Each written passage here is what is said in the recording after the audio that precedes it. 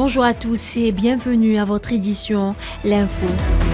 Le ministre algérien des Affaires étrangères Ahmed Attaf a co-présidé jeudi à Ankara avec son homologue turc Hakan Fidan les travaux de la deuxième session de la commission mixte algéro-turque de la planification. Avant le début des travaux, Ahmed Attaf a eu un long entretien en tête-à-tête avec son homologue turc ayant porté sur les principales priorités de la coopération bilatérale entre l'Algérie et la Turquie.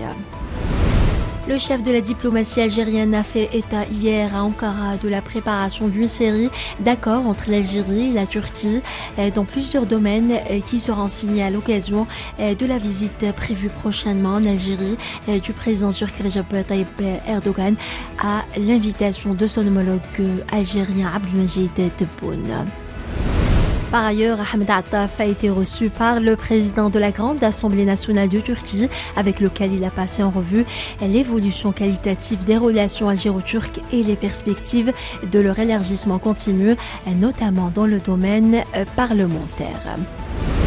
Dans le dossier sahraoui, le président sahraoui et secrétaire général du Front Polisario Brahim Ghali a affirmé jeudi que le peuple sahraoui continuera sa lutte pour arracher sa liberté et asseoir sa souveraineté sur l'ensemble du territoire de la République sahraoui.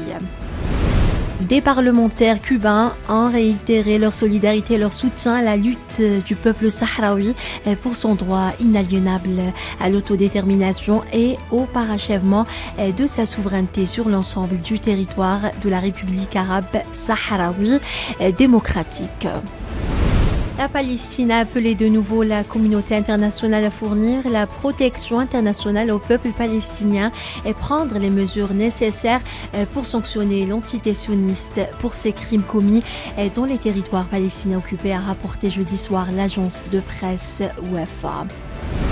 Le chef de l'armée soudanaise Abdel Fattah al-Burhan a publié un décret sur la dissolution des forces de soutien rapide et chargé le commandement général et le secrétaire général du Conseil souverain de mettre en œuvre cette décision, indiquée un communiqué des forces armées soudanaises.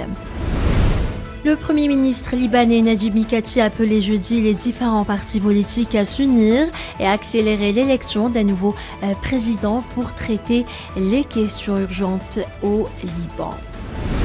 17 personnes ont trouvé la mort mercredi et plusieurs autres ont été blessées dans une nouvelle attaque survenue en Ituri, dans l'est de la République démocratique du Congo, rapporte jeudi des médias.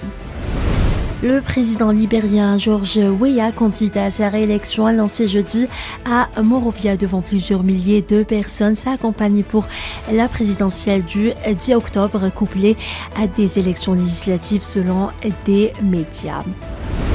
Les pluies diluviennes qui ont touché mardi le nord-ouest de la Turquie ont fait 8 morts selon un nouveau bilan donné vendredi par les autorités.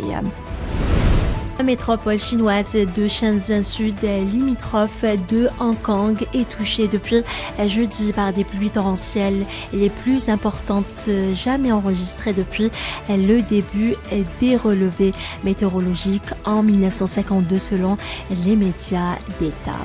Voilà, c'est la fin de ce flash. Merci de l'avoir suivi.